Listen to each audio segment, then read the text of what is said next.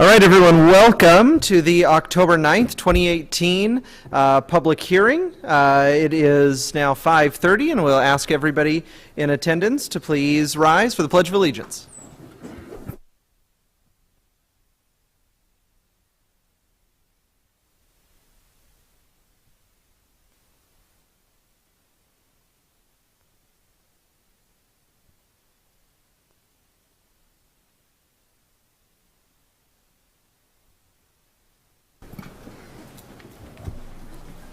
All right, thank you. This brings us to our first of two open public forums. Our open public forum is an opportunity for folks to testify or speak to the Board of County Commissioner on anything that is not on our printed agenda. So again, this is our first of two open public forums. There will be another one at the end of our meeting. So anybody wishing to participate in the first of two open public forums, please come forward. Second call. Third and final. Oh, all right, sir. If you could please state your name and address for the record, and then you will have 3 minutes. Well, thank you. My wife and I attended this meeting a couple of weeks ago. Push the wait button. There we go. Sound better? My wife and I attended this meeting on the budgets a couple of weeks ago. And it got me to thinking, when you have the open forum, it's an opportunity to do something I've been wanting to do for several years. I've been working with the county traffic engineers for a while to try to get some lines on some roads out in the Liberty Lake area, Quinamos and Moulter. And so what I have here is a petition signed by the residents and property owners along Quinamos and Moulter, requesting that you hopefully we can get the traffic engineers to see to it to change the classification of Quinamos and Moulter from local access to arterial. That's what I've been told by the engineers that would need to happen. They're unwilling to do it just based on the information they have. So do you want me to read this petition? It won't take me very long. It's up to you guys. Okay, it's your 3 minutes. Okay, whereas Quinamos Road and South Moulter are currently classified as local access roads by the Spokane County Traffic Engineer for purposes of determining level of maintenance and consequently do not have center line or fog line markings. Whereas this stretch of road has many turns with some steep inclines on the west side of the road and narrow shoulders on both sides, which are significant safety hazards for traffic, and there are limited guardrails. And whereas this stretch of road is subject to severe inclement weather, especially fog during the winter and early spring, during which conditions there are virtually no visual cues for navigating and staying on the pavement, especially at night. And whereas this stretch of road is the sole ingress and egress for residents in the area and is a primary school bus route, we, the undersigned residents that use this road exclusively for access to and from our homes, respectfully request that Spokane County Commissioners direct the Spokane County Traffic Engineer to reclassify this road as an arterial for purposes of maintenance, and that funds be budgeted to add center line and or fog line markings to this section of road, approximately 3 miles. Let me just basically say, and I've got signatures, like I said, of everybody that's on Quinamos, with the exception of 2 or 3 that I couldn't catch at home, as well as on Broken Lance. Broken Lance is a local access road that goes up the hill into our subdivision, and all but one person along there, and I think 3 people on Quinamos. But there's about 6 pages of signatures here that I circulated, as well as took and went door to door getting signatures for. And we're very pleased with the maintenance and what the traffic and the engineering group does as far as winter maintenance, plowing, because it is a school bus route. It does get plowed. So does Broken Lance. Even though Broken Lance is not a school bus route, people come down. The bus stop is right at Broken Lance and Quinamos. So we're pleased with that, but we just haven't been able to get the traffic engineers to agree with us that it needs to be upgraded to an arterial so that it can get center line and fog lines, and or one or the other would be much appreciated. Okay, Thank you very much. thank you. All right, so we'll do again. If anybody wishing to participate in the first open public forum, okay, come forward, please.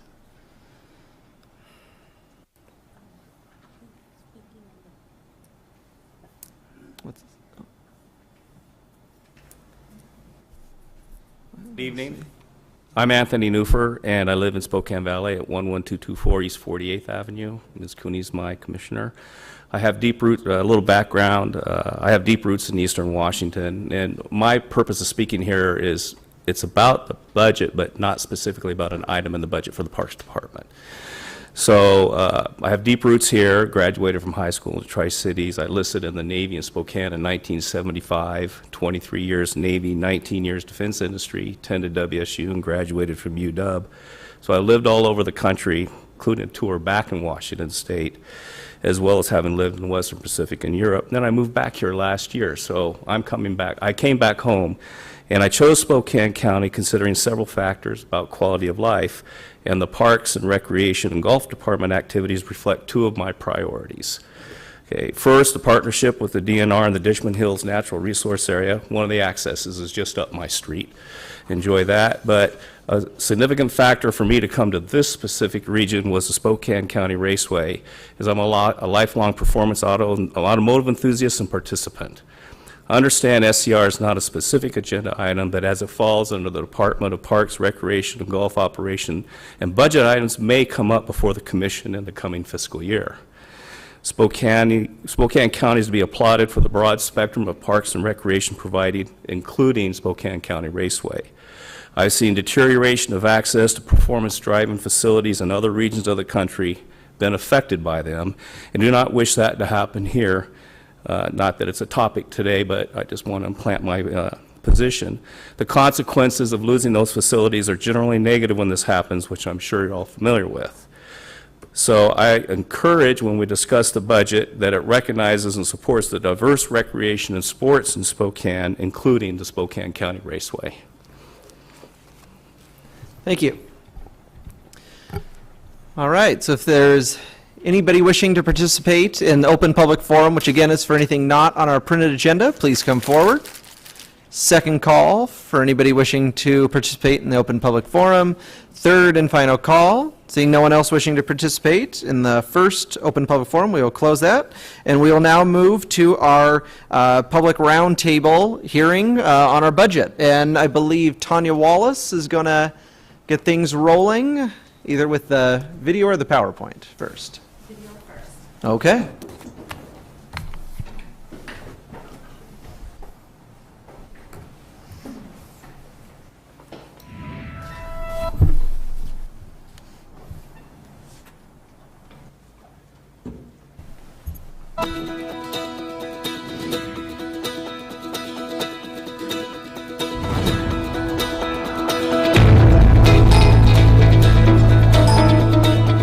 I think the importance of public works to the community is they not only supply the infrastructure that is needed by our citizens and our business, but they also have a lot to do with the quality of life. Parks, roads, a good sewer system for development is very important to everybody. These are the things that attract people to come here, whether they be individuals or they be businesses. You think about the quality of your schools and you think about public safety, but just as important as either of those is what's the infrastructure? What's the quality of life? What kind of facilities can I enjoy and take my family to? What are the roads like to get to and from work or leisure time? These are very important things, and I think our folks that work in those services do a tremendous job. Spokane County Parks, we proudly serve and care for over 14,000 acres of park properties and various facilities and amenities that serve the community. We have 31 full-time employees that are very proud of what they do. When I think of Spokane County Parks, I think of really two items come to mind, and that's community and economic development. In terms of services, we provide aquatic facilities, championship 18-hole golf, 3 different courses. We have our Conservation Futures program. We have your traditional parks. We offer several recreation programs, adult leagues, and we accommodate many large events throughout the park system. We have a tremendous amount of successful partnerships to help market our community, to get the word out. Folks want to know, businesses want to know what facilities and amenities related to recreation, whether it's programming or wandering on your own, what is available to do.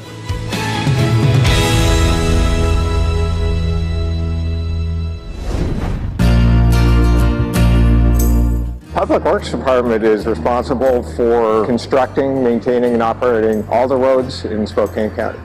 We maintain over 2,500 miles of roadway, 166 bridges, over 10,000 drainage structures. We have a fleet of trucks and graders, sweepers, all kinds of heavy road maintenance equipment that goes out, and we do snow removal, we do sweeping on roads. We have a separate fleet that helps us maintain the traffic signals and signs. We have 120 employees in our maintenance section that are dedicated to just getting people home safely, getting business and transportation and freight where it needs to go, and just making it a safer place to live. Truly a unique place to work. The Environmental Services Department runs the whole wastewater system for Spokane County. Additionally, we run the solid waste system for the county, and we have a water resources department that is in charge of doing studies for the water resources in the region, making sure that the measures are in place to protect our water resources. The county actually has wastewater treatment capacity in 2 locations. One location is the City of Spokane's wastewater treatment plant, where we have 10 million gallons a day of treatment capacity. We also have our own treatment plant that has 8 million gallons a day of capacity. It's absolutely imperative that we provide the best treatment to our wastewater that we possibly can. Back in the 80s, the region decided to build a waste-to-energy facility. That is still where we take our solid waste, and that waste is used to generate electricity. Another very important set of activities that are undertaken in the Environmental Services Department are the services that are provided by the Water Resources section. And that has to do with keeping track of what's going on in our sole source aquifers, doing water testing on a regular recurring basis to see what the water quality is doing, what the trends are. In years gone by, the sole source aquifer was considered to be unlimited. There's so much water. But you know what? It is limited. Water Resources provides the stewardship that is necessary to make sure that we take care of that valuable resource. The quality of individuals that we have working in the Public Works Department and the Parks Department, providing these services and facilities, are of the highest quality. These folks come to work every day. They're truly excited about what it is that they do and the services that they provide the citizens of Spokane County.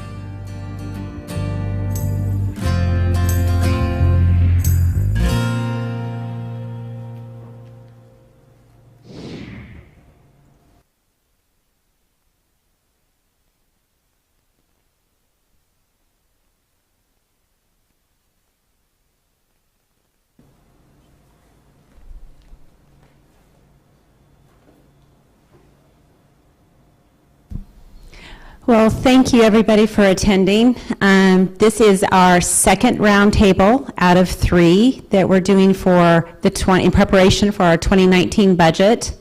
Our first one was focused on property tax and market values and how they have changed and how they shape the county's budget and their budgetary decisions. Tonight, we're going to focus on our more outward-facing services that affect everybody in the county, and that's our parks and recreation services, our roads, and our utilities.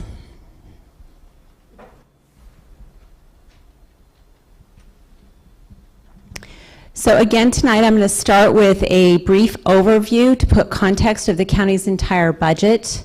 And then I'm going to put a little bit of context and financial information around parks and our recreational services, and then our road services, utilities, and then I'm going to give you some information about how you can come to the next roundtable and where you can find more information. But for those of you that don't want to speak or provide context at this roundtable, which you are welcome to do, we do have note cards right outside because trust me, it is very intimidating to stand up here and to talk with a microphone, but we want to hear from you. So please don't hesitate to use those cards out there and give us feedback and what you think and the direction that the county is going. I'm going to introduce these three gentlemen up here. We have Doug Chase, who is our Parks and Recreation Director. Kevin Cook, our Utility Environmental Services Director, and Chad Coles, who's our Roads Department and our County Engineer. So looking at our entire budget, and this is 2018 because we are just getting ready to complete our 2019 budget, you can see that our total budget was $738.2 million for the county. And these are our primary revenue sources of where we get that from. And you can see our number one resource, it's hard to see that little line right there, comes from charges for service. The county does provide a lot of services that we charge fees for, and you're going to see very soon utilities is the big one on that. These are the primary buckets of service that the county provides. And of course you can see parks, roads, and utilities is the largest bucket of services. Many times what we focus on so much are the services that our general property tax dollars get used for, but really it's much smaller compared to the services that we provide when you look at it in this view. So looking at our parks and cultural services, it is $22.8 million, or about 3.1% of our total budget. But these are very valuable services, as you can see. Golf course, our interstate fair, largest components, and then conservation. We do have some recreational programs, and some of these are slightly subsidized, but you can see a bulk of it goes into those three main categories, primarily funded by charges for service. Think of your golf fees.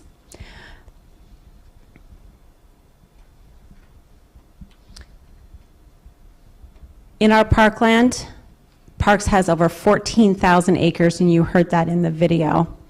If you go to the county's website, you're going to see a lot of great reports about all of the programs that are provided and the number of patrons served. But you can clearly see in 17, it was a very good year, serving nearly 16,000 people throughout the county. One of our fastest growing services that is provided are with our campsites. We have, I believe, 34 campsites that we provide, and these are growing. We went from an occupancy of about 34% in 2012. We're up to nearly 60% in occupancy. So this is one of our fastest growing recreational activities. But we provide many more. We have 2 pool facilities that do very well and provide a need, particularly up in the north. But we also provide softball, basketball, many other services. And they do have a very good cost recovery of between 50 and 90. And this is along the national lines of recovery for those services. And of course you saw that our state fair, and so I just have to put this up there, our interstate fair had a record year in 2018. It is definitely one of the growing attractions here in the county. Some of the objectives that we've been talking about with the commissioners, specifically for parks, and you're going to hear more about that as soon as I finish up this presentation, will be Bidwell Park Development, Prairie View Aquatic Facility, Micah Peak Trail Development, and Dishman Hills Conservation Area. And Doug is going to cover more of that in just a little bit. Looking at roads and transportation, this is how we primarily fund that. This is $62.4 million after we take out some of the interfund transfers that go between these many, many funds. That equals about 10% of the county's total budget goes towards roads and road services. The largest being construction, building all those roads to serve the county. Property tax is about 40% of how that is funded. And we actually have a separate levy that is assessed specifically for this purpose. In this chart, you can see from 2013 to 2018 how that has been growing over the last 5 years. And what the county does is we assess the levy, and you can see it's gone from about 20, these are in thousands by the way, so about 20.2 million, right up to 2018 where it's 24.7 million in assessment. But occasionally I'm going to come right up here. We divert this amount of money into the general fund for traffic enforcement and weight enforcement on those roads to make sure that they stay in good working condition. In 2018, we chose not to do that and to leave those funds specifically in the roads fund to be used for capital infrastructure. And a lot of that is leading into our economic development projects, and we're feeling the pinch of this growth that is going on. So a lot of those funds were left in the road fund, not diverted. We found alternative ways to manage those enforcement activities, and we left it for roads for construction. So what actually ended up being in the roads fund from property tax, 24.7, exactly the same as what we levied, was a near 8.1% increase over last year. And again, that's really to serve that economic growth and those development demands. So services, you heard quite a bit, and you can see up here 2,500 of miles of roadway that we maintain. $7,700 per mile is the cost to maintain those roads. On average, to construct, according to the national industry standards, it's about $2 to $3 million per mile to construct a roadway. But we also have 166 county-owned bridges that we maintain and monitor. And those bridges are primarily funded from our federal and our state grants, but there's several million every bridge. And then thousands of our wastewater, stormwater, correct? But we also have 6 maintenance facilities and fleet repair shops to maintain all of that equipment that we use. Some of the transportation objectives up here: construct the Glen Rose roundabout. I can't say the second part. The Bigelow Gulch Forker corridor, and construct Geiger Boulevard infrastructure improvements. And Chad is going to tell you a little bit more about those later.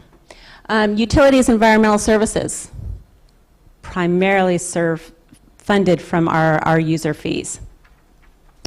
And you can see sewer, 82%. And that includes the operation of the sewer facilities, the construction, everything that we have to maintain to operate all of those sewer facilities. But we also have solid waste, and you heard from Kevin that we did, it's a system through the whole county. When we look at our wastewater and our facilities, there are 2 facilities, and that was presented in the video. But what wasn't presented is that we do maintain 700 miles of pipes. That's a lot of pipe. 45,000 accounts.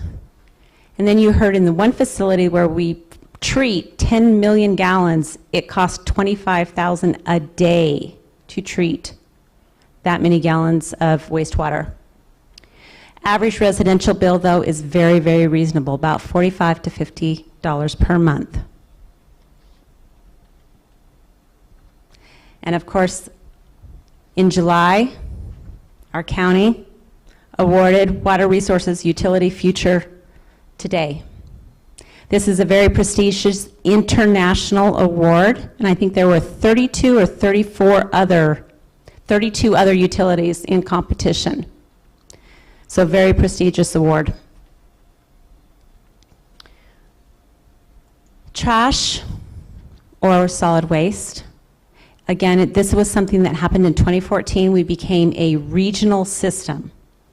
There are a lot of private folks that gather the trash and collect it, and then it all flows through our transfer stations. But we try to divert. We use green and recycling, and then it goes to a final resting place. Either it gets incinerated and turned into energy, or goes to a composting facility, or gets recycled. This past year, we had a 47% recycling rate, but the county's goal by 2020 is to reach 65%. We really want to push those green initiatives and reuse that waste rather than incinerate it or have it go in other places. And our utilities environmental objectives that you're going to hear more about tonight: construct a sewer system extension, recycle right. Again, that's towards those initiatives of recycling. And then construction of the Saltese Flats, Phase 1 for wetland restoration.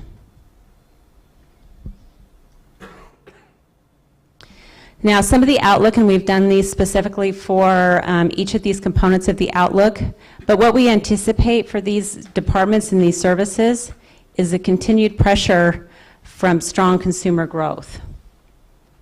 And certainly we need to continue investment. We don't anticipate that this is going to slow down certainly in the next year, but continue to invest in that infrastructure to meet those demands. And then you've heard a little bit about many of these systems as we become more metro and a blurring of the lines between county and city boundaries, a much more regional systematic approach to providing these services. So next steps, of course, we have another roundtable that's going to focus on public safety and justice. And then we have our property tax hearing at the end of November. And then we will have a final budget hearing in December to set the 2019 budget. So again, your input and feedback is very important and very valuable. If you'd like more information, we are keeping this as up to date as possible, but you can go to the county's website. You can also email the budget office, and we will try to answer any question, gather any of your feedback, and pass it on to the commissioners as appropriate. Or you can call the budget office too. So with that, I'm going to turn it over to our three gentlemen here to talk a little bit more about our 2019 objectives in these services.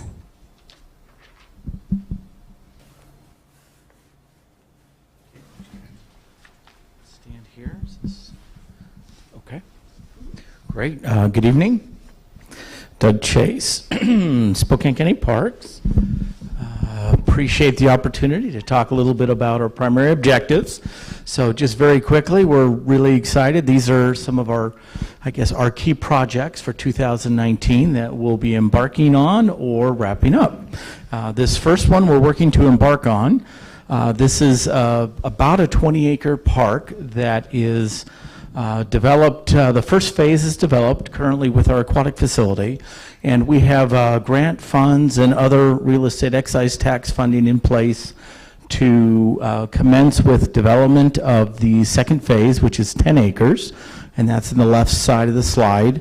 And we recently competed for additional grant monies for phase 3 through a state process, the Recreation and Conservation Office, and we ranked very, very highly, where we are feeling very optimistic about receiving additional grant funds to the tune of about $750,000 next year for phase 3. And so with that in mind, phase 1, we have about $1 million in grants. The two phases combined, we are estimating will be about a $5 million project, $4 to $5 million. So we're very excited. We're looking to put the project out to bid in late winter of this year and commence construction first of 2019. So hopefully wrapping up in 2020. And our second project I'm going to talk a little bit about. We're very excited with our Prairie View Aquatic Facility. I think you saw a little video of that. We've had plans since initial construction. That large water slide, or the tower up there, is actually designed to accommodate 2 additional water slides. And you can see the concept there in the original design from, oh gosh, about 10 years ago. And we're really excited. We're working to head out to bid and commence with construction in the spring to add the additional 2 water slides. And as part of that, there'll be a little bit of a deck expansion and potentially some additional shade umbrellas that you see there. So we're really excited about that. Our goal is to have that done and in place prior to the 2019 season. So everybody be thinking about me there, please. And the kids. Okay, another thing we're excited to be, this is when we're wrapping up on, actually. And this goes back to actually a planning grant that we had received through the 2014 grant round that led to funding in 2016. This is about a $106,000 project, if I'm not mistaken, and we have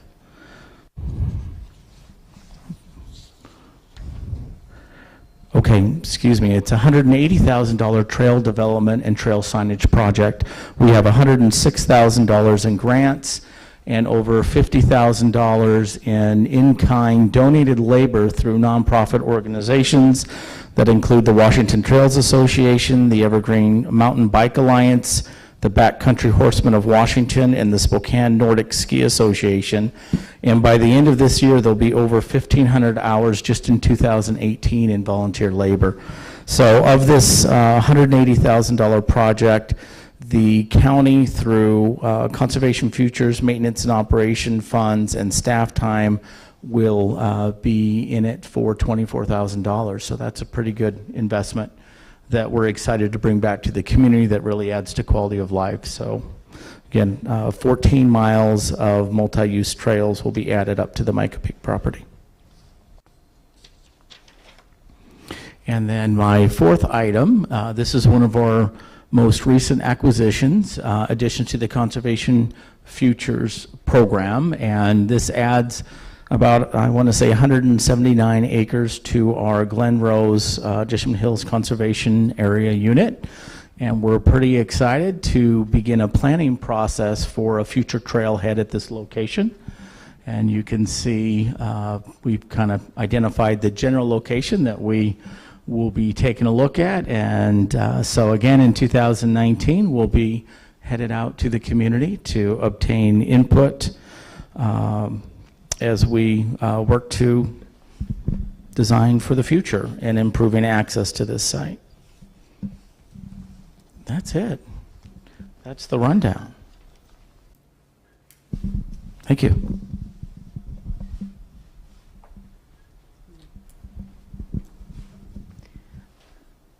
Kevin, you want to go next? And then we'll turn it over to Chad Coles.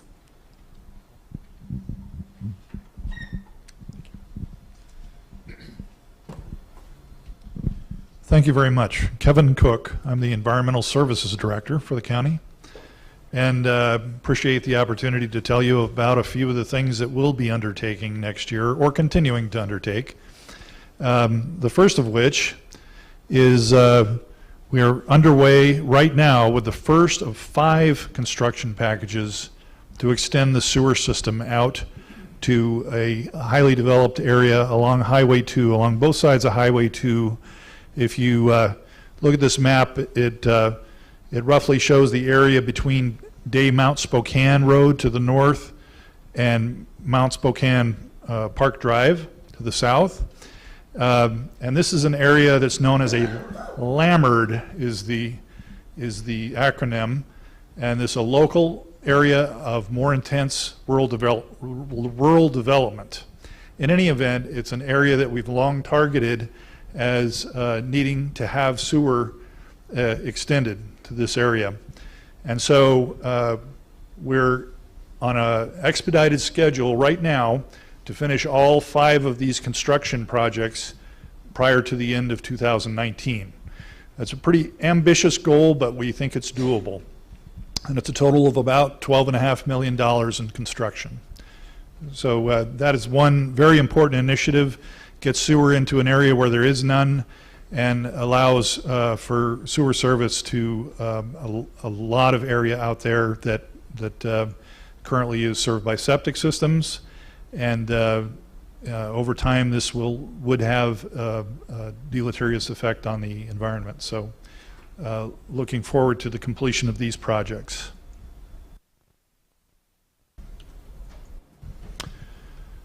Saltese Flats. A number of years ago, we identified the Salties Flats area as a potential site for the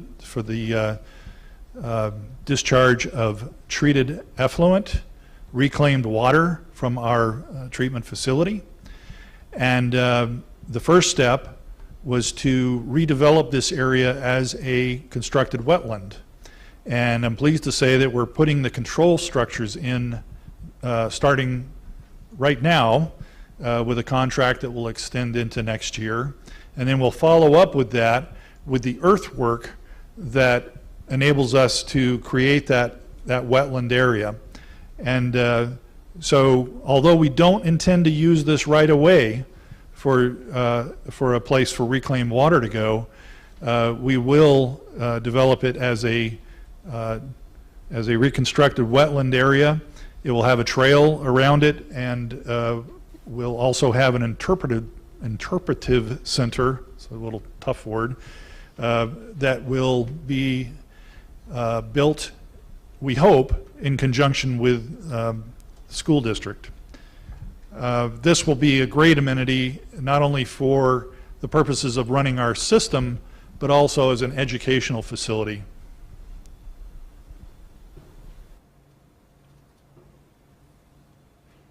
And We'll go back to your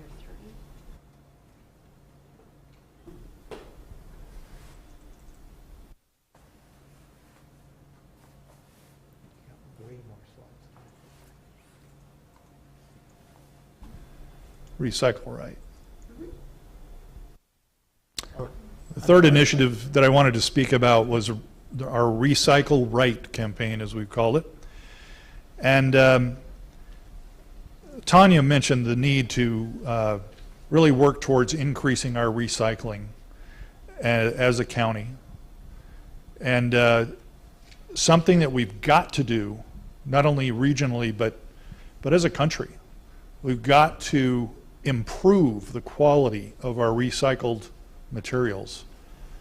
And right now there's a tendency for people to throw it in the recycle bin and they think, there, I recycled it. And what they don't realize is if it's not in the right place, or it's not clean enough, or it's not separated enough, then it may well end up in the garbage because it gets sorted out. So just because it's put in the recycle bin doesn't mean it ultimately gets recycled.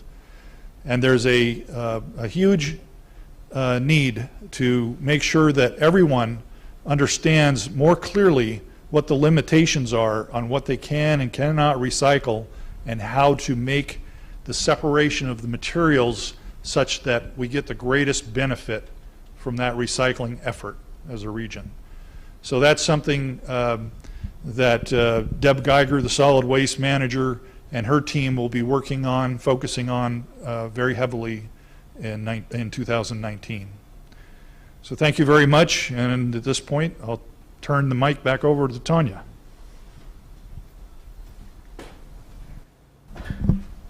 Thank you, Kevin. And our last speaker, Chad Coles.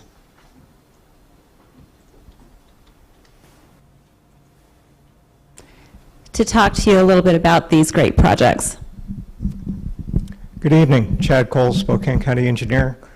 Thanks for coming down tonight. I know it takes a lot of energy to be here. I'm going to talk really quickly about 3 of the main goals that the Public Works Department has in terms of transportation this year and the projects that we think are getting us there. The first one, as always, is safety. It is our highest priority. It is what we live and breathe. And the poster child, for lack of a better word, for that is our project at Glen Rose and Carnahan. We've got a roundabout designed, acquired all the right-of-way for.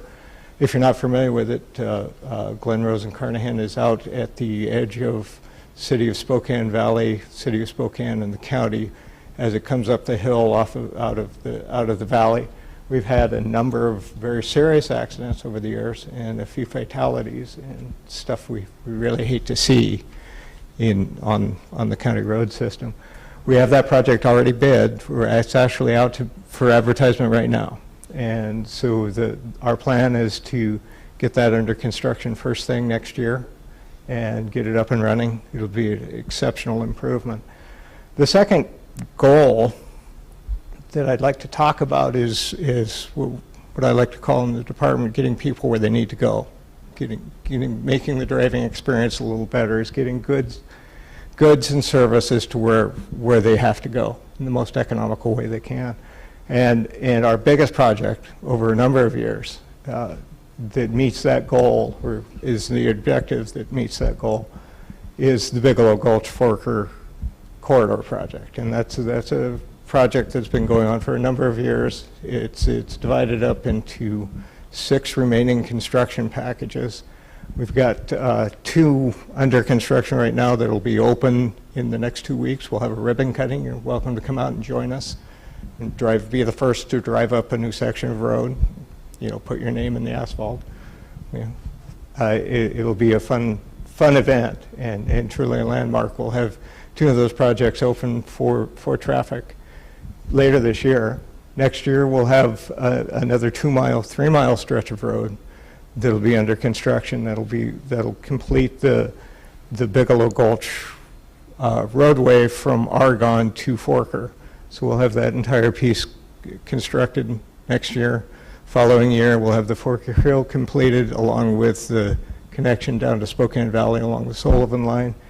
And within the 2 years following that, we'll have the remaining portion of the corridor completed from the city of Spokane through Spokane Valley. Huge project, truly need, both for safety, but also for the movement of freight and goods in the region. Finally, one of our main goals, and coming to fruition, whoa, that's a tough word, I won't say that again, is supporting the economic growth in Spokane County. We've been very fortunate with the help of our leadership to land some great new businesses out in the Geiger region, on the West Plains near the airport, and we're getting the infrastructure in place to support not only that, but the future growth that we anticipate to happen out there. Thank you.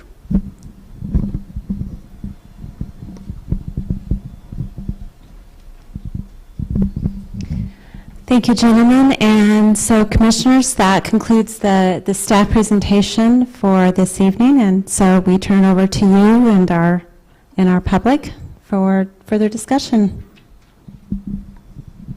Okay, this brings us to our public roundtable / hearing portion of the night. We do have a few individuals who have signed up ahead of time. So we will start off with Anthony Neufer. Oh, okay. All right. Perfect. One down. Yeah. No, it was perfect. Perfect. Next up, Bill Seimer. And Bill, if you could state your name and address for the record, and then I'll start your timer for 3 minutes. Bill Seimer, 7710 East Gunning Lane, Spokane 99212. It was a great opportunity to hear the reports today. You live in the county, as I do, and I have property up on Bigelow Gulch Road and work with the roads department and certainly work with Doug and the parks department from time to time. Reading about the reports in the paper just don't quite have the same weight. So it's great to be here today to hear the reports and hear what the priorities are in the coming year. I am also here, though, today to speak in support of Spokane County Raceway, which is my favorite part of the park system. In my private life, I'm a CPA, but I tell people when I get a chance to go out on the track and drive, I'm the chief driving instructor for the Inland Northwest region of the Porsche Club of America. And what that means is that we bring participants out to that facility several times a year. Last year we had 4 drivers training events on county facilities, 3 of them at the raceway, and 1 of them at the county fairgrounds facility. But we brought people out who own cars that wanted to learn how to drive them better, and those facilities make that possible. We look at other communities like Portland, Oregon, or I was recently down in California at Laguna Seca near Monterey, county-owned facilities, oddly enough, because for those facilities to thrive, it is the best form of ownership.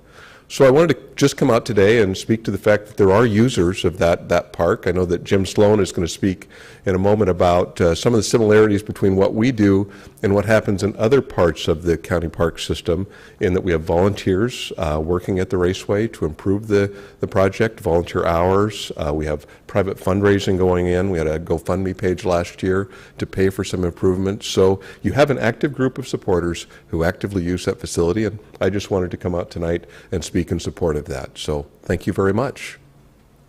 Thank you.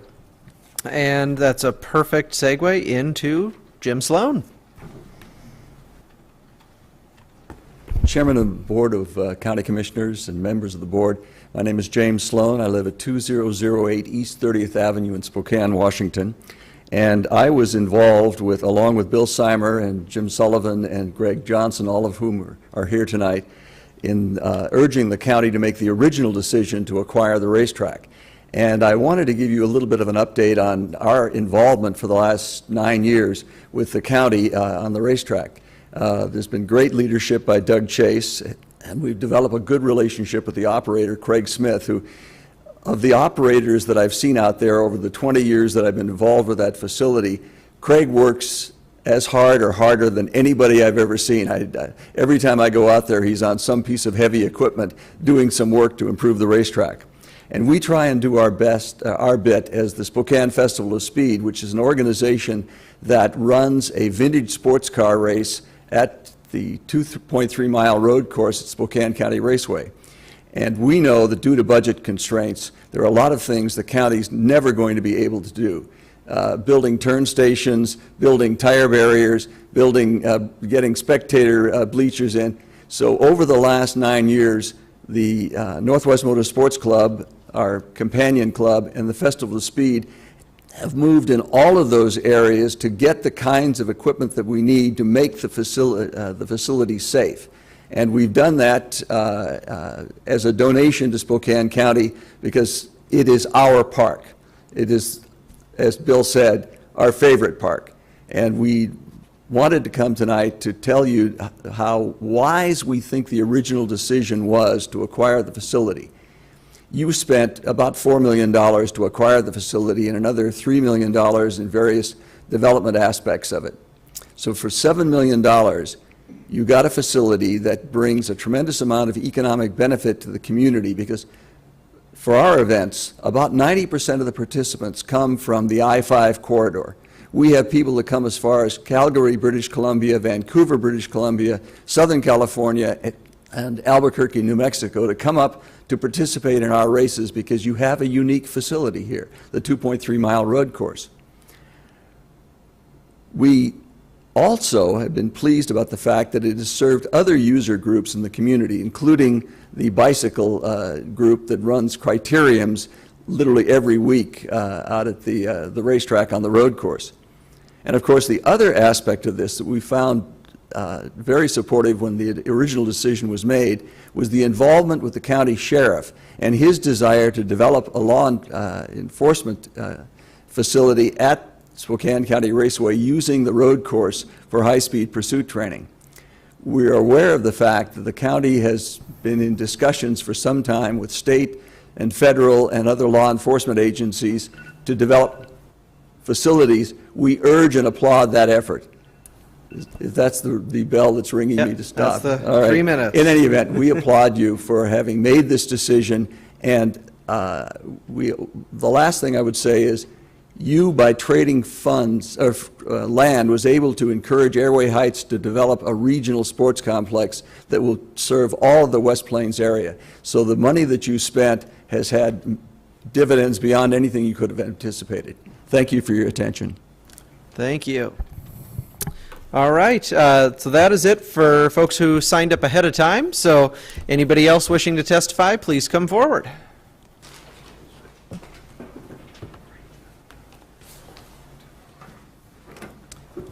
And sir, just if you could state your name and address, but before you leave, if you could fill out one of the yellow slips, we'd appreciate it. Certainly. My name is Greg Johnson, and I live at 612 West 16th Avenue, Spokane, 99203. I was, as Jim pointed out, one of the people who came out to testify for the reasons I felt that the county should buy the raceway. Among them were that if you look nationwide, a lot of cities and counties have actually purchased land to construct raceways from scratch for economic development purposes. You guys picked up land for less than the fair market value of the acreage when you bought it, and you got raceways for free. So that was a pretty good deal. I am well invested in the raceway. I've put hundreds of hours of volunteer time out there. I have also invested personal funds for improvements of the raceway, so I am here as an investor and a user. And lest you mistakenly believe that the raceway is only for people who are playing with expensive cars, I am also an instructor for the PCA, and in one of our events, a 60-year-old woman who was driving a Subaru came up to me to talk, and I said, "Why are you here amidst all the rest of this racing hardware and fast cars?" And she said, "I lost control of my Subaru last year in the snow and the ice, and I ran into a school bus." And she said, "It scared me to death." And she said, "I promised myself I would never let that happen again." And I found out about this instruction, so I came out and we teach her more safely to how to drive her Subaru. So it's an important place. As pointed out, it's my favorite park. My brother would contest that as he's a golfer, but that's okay. Keep the park going. It's great for economic development, and it's great for the people of Spokane County. Thank you. Thank you.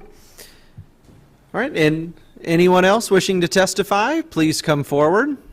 All right. Again, sir, if you do name and address and be sure to fill out one of the yellow slips of paper before you leave, we'd appreciate it. For sure. My name's Hank Moore, 31723 North Mill, Deer Park, still in the county. So I'm here today because of the county raceway as well, just to let you all know that I'm part of the economic development for that raceway. I own a business out in Spokane Valley where we primarily build road course race cars. So we're very in tune with the raceway. We're out there using it a lot. We do lots of private training as well as instruct with the PCA. And I'm one of the main members of Northwest Motorsports, making sure that we keep race cars coming from the other side of the country over here. My business does a lot of outside sales to the coast and elsewhere. Most of my customers aren't from here. They're mostly from Seattle. I've got guys from New York. They fly into wherever we go racing, and we bring their cars and make sure things happen. So that's money coming into the Spokane Valley because we're here, because we're able to have a racetrack here to develop cars with customers. They fly into Spokane, do testing here, and they spend a lot of time and a lot of money in Spokane Valley, and that's direct tax revenue for Spokane County. So I want to make sure that you guys understand there are a lot of businesses around me that feed off of what we do and do their own thing. It makes a big difference to my business to have Spokane County Raceway here. If we didn't have the raceway, I would probably have to move my business to the coast or something else where I'm near to a raceway.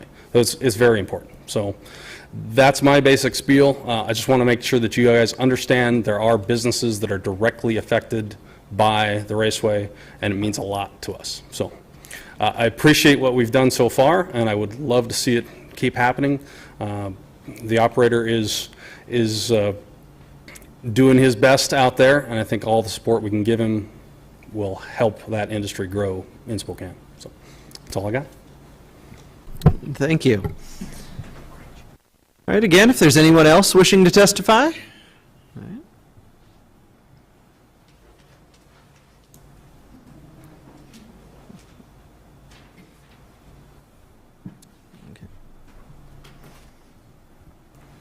My name is Keith Butler. I actually live in Idaho, but we do support the track with a couple of drag cars.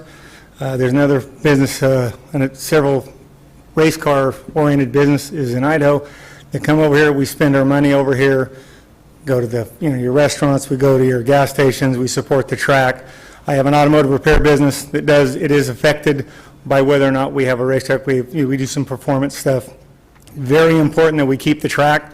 One of my own questions is, if the contract is coming up for the management, is that something that goes out for bid, or is it?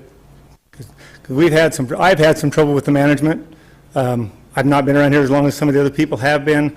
I'm just trying to get the feel for how you guys do things in Spokane County, as far as if it's up for contract, then we need to get look at different managers. Is that something the board would be interested in doing?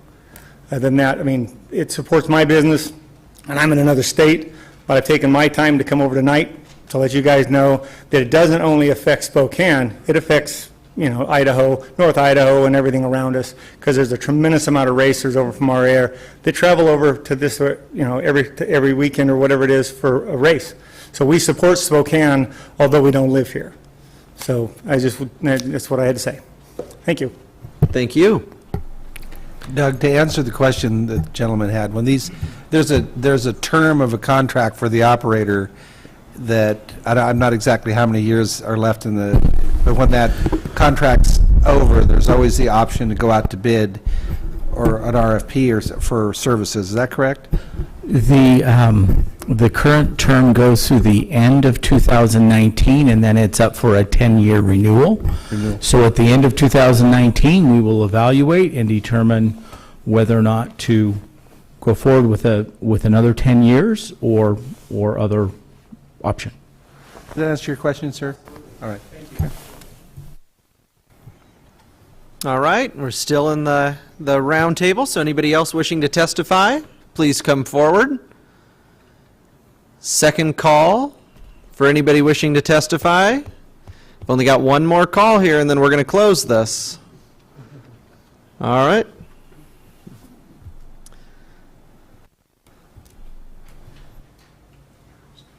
And again, sir, if you could state your name and address, and be sure to fill out one of the forms before you leave. Sure. Name's Ryan Payne. Address is 14406 North Fairview in Meade. So I think they've pretty well covered that the track is really an asset to the county. I mean, if you're worried about underutilization, I'd say market it better. Make sure everyone's aware. I mean, Spokane's really growing. I run a side media company as well as my day job at Avista, and there's a huge car community here of young activists. I mean, we have huge car clubs that are coming up that are young kids, and we've got a lot of people trying to regrow that car community in a responsible manner. And we're trying to have events at businesses that are supporting it, that it's cleared for. They're not trying to have late night meets like we had for a long time. And so we've been actually working with the police departments, local businesses, to have organized meets that are supported, where the cops actually show up and meet the community, meet the young kids, get them out there. And the other piece of that is we've been trying to get them out to the track, because that keeps them off the road. So that's kind of a side effect of not funding something like this that's not economic. It's not a financial benefit, but it does keep those kids off the roads. It gives them a safe environment to go out to the track, and it's pretty affordable. So that's something we've been pushing, so I thought that was just a good consideration that you guys might want to take into account. Thanks. All right. Thank you very much. All right, so anybody else wishing to testify, please come forward. Second call for anybody wishing to testify. Third and final call. Seeing no one else wishing to testify or participate in the roundtable, we will close our public roundtable hearing. And that brings us to our second and final open public forum. So again, open public forum is your opportunity to testify or speak to us on anything that is not on our printed agenda. So anybody wishing to testify in our second and final open public forum, please come forward. Second call, third and final call. Seeing no one else wishing to participate in our second and final open public forum, we will close the public forum, and we are adjourned for the evening. So thank you all for coming down and participating tonight.